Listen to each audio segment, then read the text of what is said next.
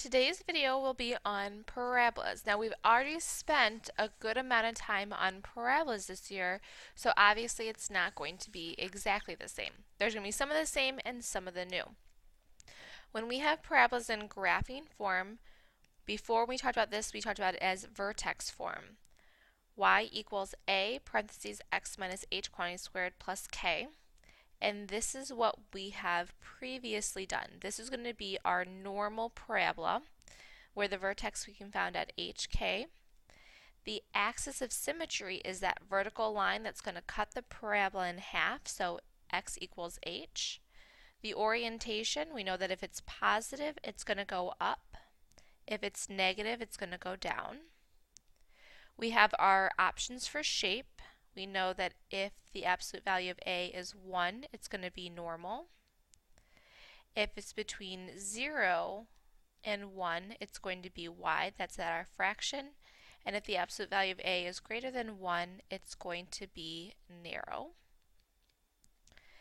If we want to find the x-intercept, we plug 0 in for y. We do that y2, we find the x-intercepts. The intersection point, if we want the y-intercept, we go to our value button, our calculator, and we find the value when x is equal to 0. What's new is going to be this p value. P is going to be the distance from the vertex. And to find that, we've got p is equal to 1 over 4a. When you are trying to find the focus of the parabola, which we did not talk about before either, so P, focus, and directrix are all going to be new for a normal parabola. The focus is going to be the distance P inside the parabola, and this is a point. The directrix is the distance P outside of the parabola, and this is going to be our perpendicular line. It's going to be perpendicular to the axis of symmetry. And once we do some examples, you'll kind of see and it'll make more sense. Alright, so now here is our new equation.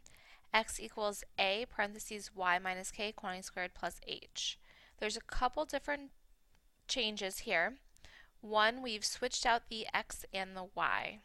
So in the normal parabola, it's y equals and the x value is the one being squared. In our new one, we've switched the x so it's x equals and the y is being squared. Anytime this happens, this is going to mean that it's going to be a sideways parabola. Another difference is the location of the h and the k. Here h is inside because h is the x coordinate, so the h stays with the x and the k is on the outside. Well, we know that k is the y coordinate, so k is going to stay with y. So when you have the vertex, it's still hk, but the h and k are in different locations depending on what kind of parabola, if it's a normal or a sideways parabola. Just remember that h stays with the x and k stays with the y.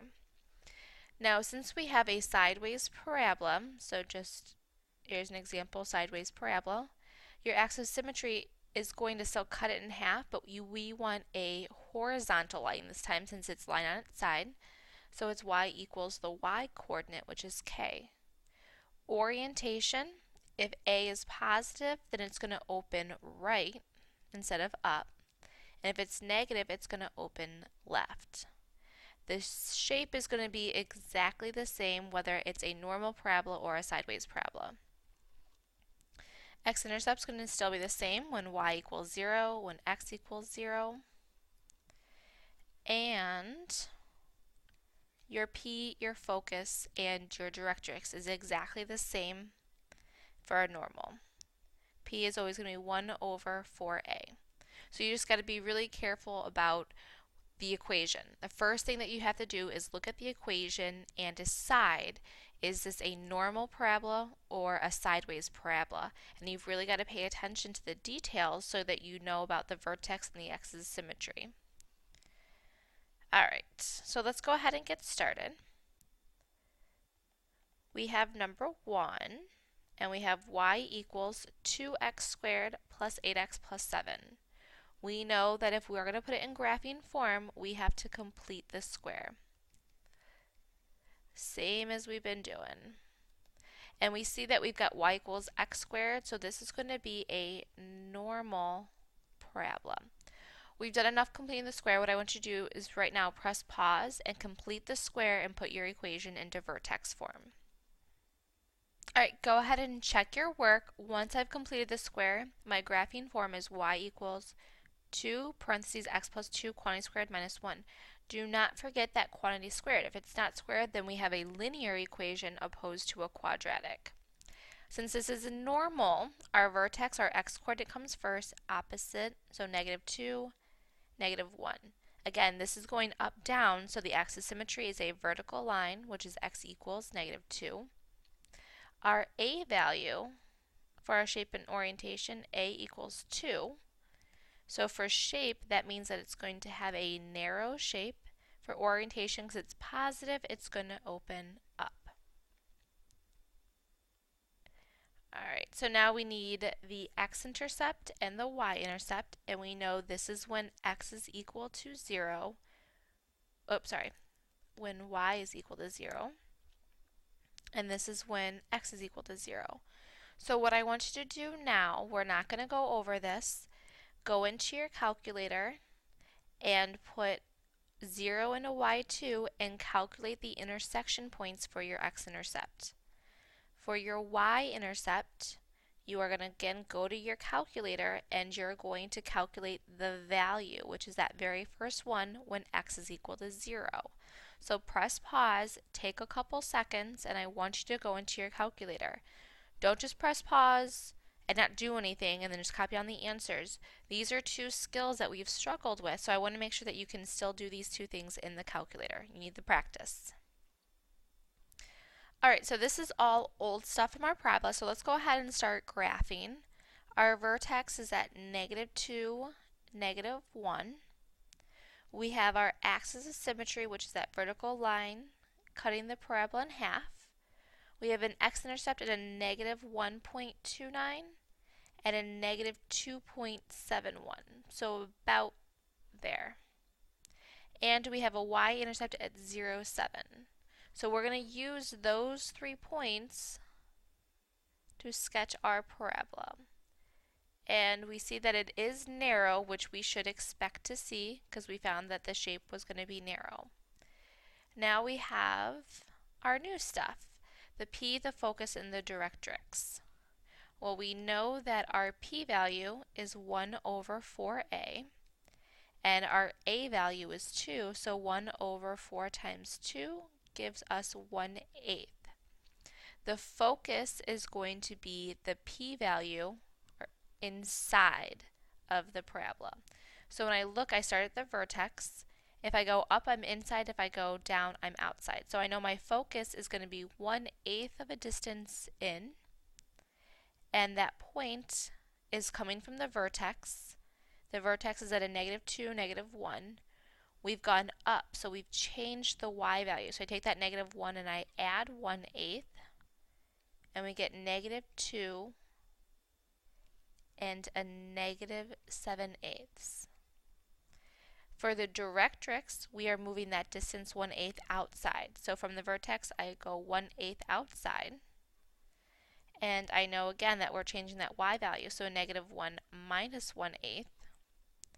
You can keep this as a negative 1 and 1/8, or you can leave it as a negative 9/8. Doesn't matter.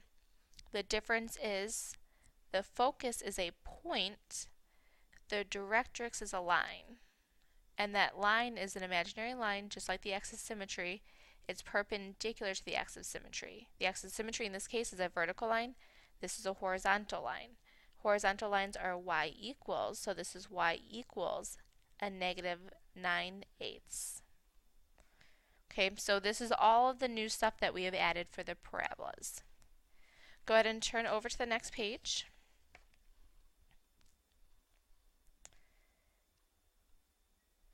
In our second example, we have x equals y squared plus 2y minus 3. Since I have x equals y squared, I know this is going to be a sideways parabola. So I have an alert up so that I'm paying attention to the fact that I know it's going to be a little bit different. Just like the last one, I want you to press pause and go ahead and complete the square. Put it in graphing form. Alright, now that we have our equation in graphing form, we need the vertex. When I look at it, since it's sideways, that -1 is with the y, so that is the y coordinate. -4 is the x coordinate. Since it is sideways, our axis of symmetry, that line cutting it in half, is going to be a horizontal line at y equals -1. Our a value is that number in front. Our a value is going to be 1, so we're going to have a normal shape. And because it's positive, it's going to open right. Okay, so let's go ahead and find the x-intercept and the y-intercept. We know this is when our y is equal to 0. This is when our x is equal to 0. We're still going to do that the exact same way as we did before.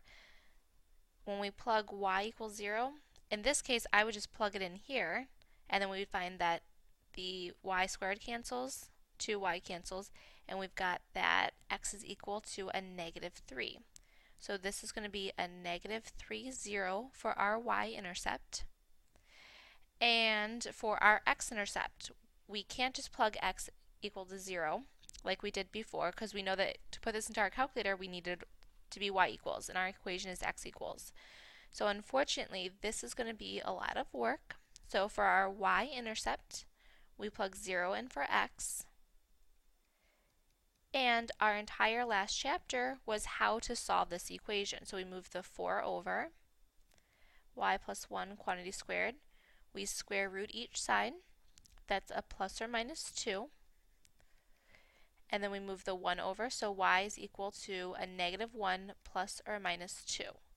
Well, -1 plus 2 is a +1. A -1 minus 2 is a -3. This was actually a really nice and an easy one. You could have imaginary numbers. If you have imaginary numbers, that means that they're not actually going to happen on the graph. They're there, but they're imaginary. Sometimes they're going to be decimals. So the y-intercept is going to be the more difficult one, and the sideways parabola. So we're going to use these points and go ahead and start graphing. Our vertex is at -4, -1. We've got our axis of symmetry cutting that parabola in half. That's an imaginary line. Our x-intercept, it's crossing the x-axis at a -3. It's crossing the y-axis at 0, 1, and 0, -3. So we can connect those points to see that our graph has a normal shape and it's opening to the right just the way we predicted. Now we're going to use our p-value, 1 over 4 times a, which is 1, so that's 1/4. The focus is going to move inside, so we're going to move 1/4 inside, and this case we're moving to the right, so when we have that center value of -4, -1, moving to the right means that we're changing the x coordinate. So -4 plus 1/4. It doesn't matter again if you use improper fractions or a mixed fraction. So if I have -4 and I'm adding 1/4, that's at a -3 and 3/4. The y did not change. The directrix is moving 1/4 outside, and this is going to be a line that's perpendicular to the axis of symmetry. And again, we moved left, so we're going to take that -4 and we're going to subtract 1/4. That's a vertical line, so we've got x equals a -4 and 1/4. In this chapter, those details of knowing that it's a line and knowing it's a point are going to come into play. On the last quiz and test, for the focus or for the axis of symmetry, some of you would just write down a -1. You have to know whether you should have coordinates or if you should be making it into a line. So be very, very careful with those details. We are almost done. We have one more thing left to do. And that is talking about the focus of a parabola, that new information that we've been talking about. Okay, so what does the focus in a parabola really represent? We know, yes, it is the distance from the vertex.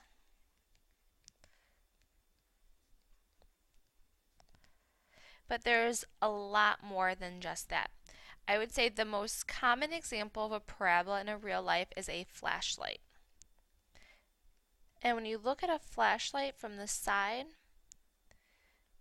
this is what your light kind of looks like.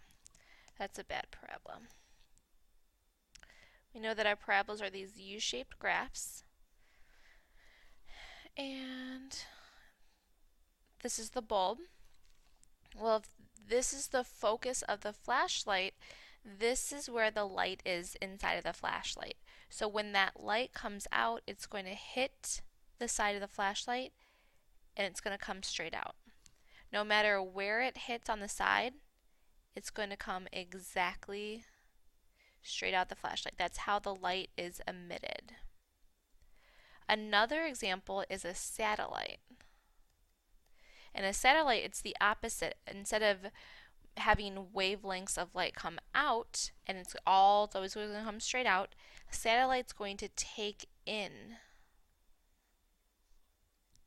So again, if we have a satellite, here's the focus. Let's say it's like your satellite dish for your TV. The radio waves are going to come in. Wherever it hits, it's going to go directly to the focus. So it comes in, it hits wherever it does inside that parabola, it goes directly to the focus.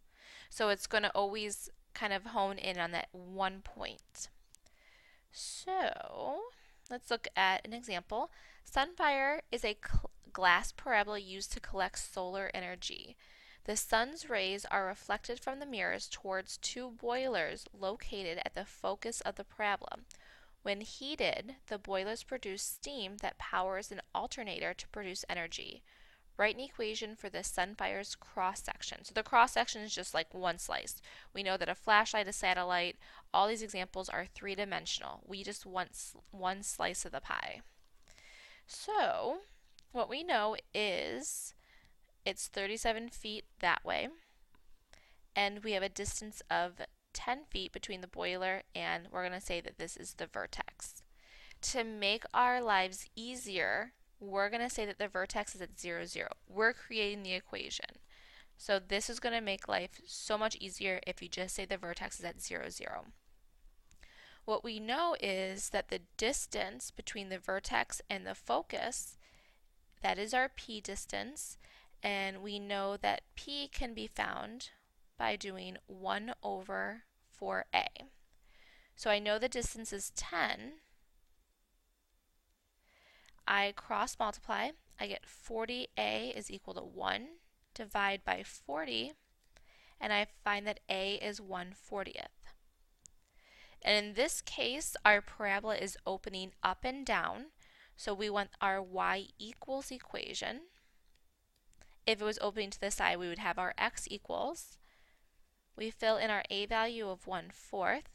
Well, our h is 0, our k is 0. So this is just y equals 1/40th x squared.